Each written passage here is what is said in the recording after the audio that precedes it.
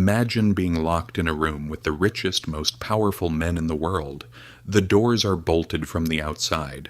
Nobody leaves until you say so. In 1907, this actually happened, and the man holding the key wasn't a president. It was just one man, sitting quietly in his private library, commanding the entire U.S. economy to stop panicking. We often look at the titans of Wall Street as cold corporate machines. But today, let's talk about J.P. Morgan as he truly was. A man with deep insecurities, immense pressure, and a fierce sense of duty. This is how a real human being became the pillar of modern capitalism. To understand Pierpont, we must look past the money. From day one, he lived under the heavy shadow of his brutal father, Junius, who criticized his every move. Pierpont wasn't born with infinite confidence. He was a sickly child, constantly battling pain and loneliness.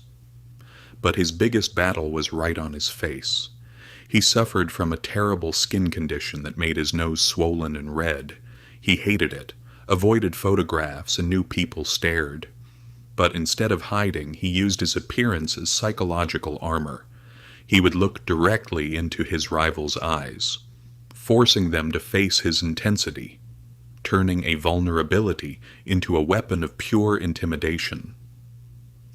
In October 1907, the American stock market is collapsing.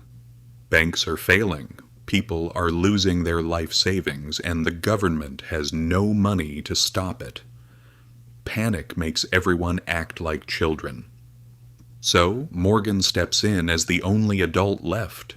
He gathers the top financial minds in his library, locks the front door, and puts the key in his pocket. He tells them, "We are not leaving this room until you put up the money to rescue the banks." For hours they argue and cry. But Morgan just sits there, playing solitaire, completely calm. At 4:45 a.m., they break and sign the papers. He didn't use an army. He used the sheer weight of his presence to save a nation. Years later, Congress called him to testify to expose him as a greedy monster. But during the interrogation, Morgan said something that stunned the room. A lawyer asked if commercial credit was based primarily upon money or property. Morgan looked at him and said, "No, sir. The first thing is character. Before money or property. Money cannot buy credit.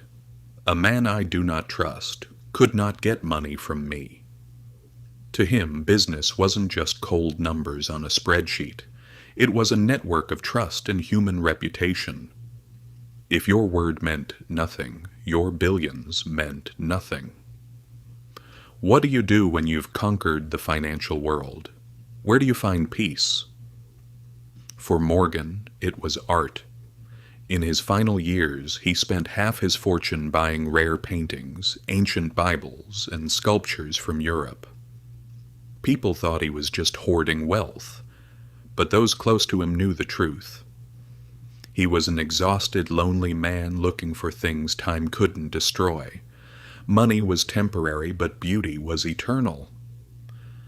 J.P. Morgan passed away in 1913. When his empire was audited, the world was shocked to find that he owned very little wealth compared to Rockefeller or Ford. He didn't own the world, he just directed it. True power isn't about being the loudest or having the cleanest record. It's about being the person people look to when everything else is burning down. Build your character, protect your word, and handle the chaos. Thanks for watching, and we'll see you next time.